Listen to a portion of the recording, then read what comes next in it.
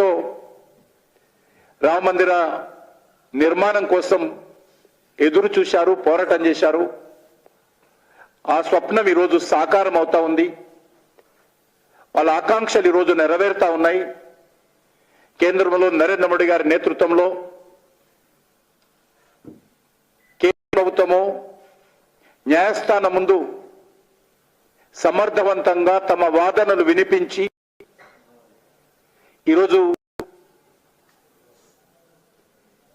న్యాయస్థానం అనుమతితో అక్కడ భవ్యమైనటువంటి దేవాలయ నిర్మాణానికి ఒక సానుకూలమైనటువంటి పరిస్థితి కల్పించడంలో కేంద్ర ప్రభుత్వము నరేంద్ర మోడీ గారి నాయకత్వము విజయవంతమైంది.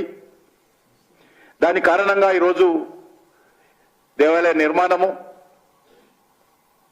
భూమి పూజ స్వయంగా ప్రధానమంత్రి గారు పాల్గొన్నారు. 22న